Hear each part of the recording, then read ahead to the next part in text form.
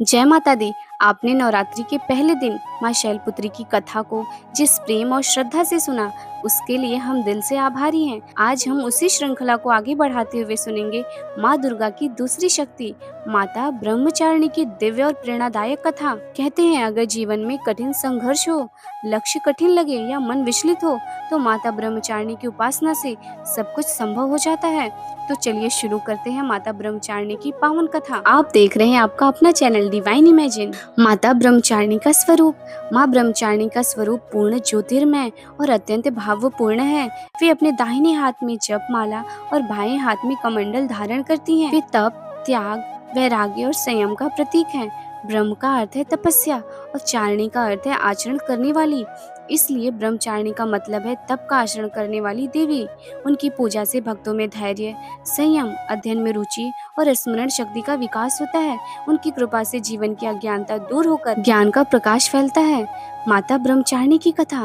पूर्व जन्म में माता ब्रह्मचारिणी शैलराज हिमालय की पुत्री के रूप में जन्मी थी। नारद जी के उपदेश से उन्होंने भगवान शंकर को पति के रूप में प्राप्त करने के लिए अत्यंत कठोर तपस्या की।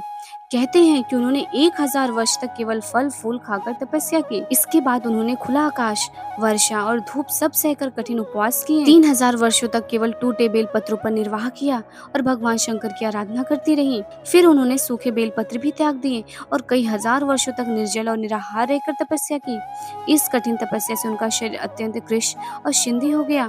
देवता, ऋषि, सिद्धगण, मुनियों ने उनकी तपस्या को अभूतपूर्व पुण्य और अद्वितीय बताया। सभी ने कहा, हे देवी, आज तक किसी ने इतनी कठिन तपस्या नहीं की।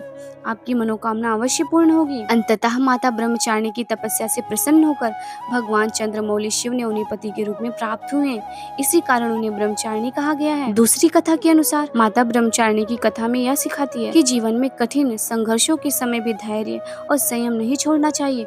जो भक्त कठिन तप और साधना करता है, उसे माता की कृपा से सर्व सिद्धि और मनोकामना की प्राप्ति होती है। उनकी पूजा से जीवन में सकारात्मक ऊर्जा, अध्ययन में रुचि, स्मरण शक्ति और अज्ञानता से मुक्ति मिलती है। वे जीवन में संतुलन, स्थिरता और आध्यात्मिक उन्नति का प्रतीक है। प्रिय भक्तों, माता ब्रह्मचारिणी की कथा में यह प्रेरणा देती है कि जीवन में कठिनाइयां आए, संकट आए तो धैर्य, संयम और तपस्या कभी न छोड़ें।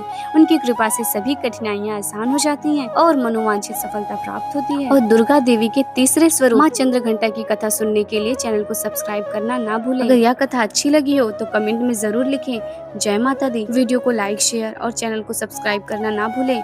जुड़े रहिए आपके अपने चैनल डिवाइन इमेजिन के साथ।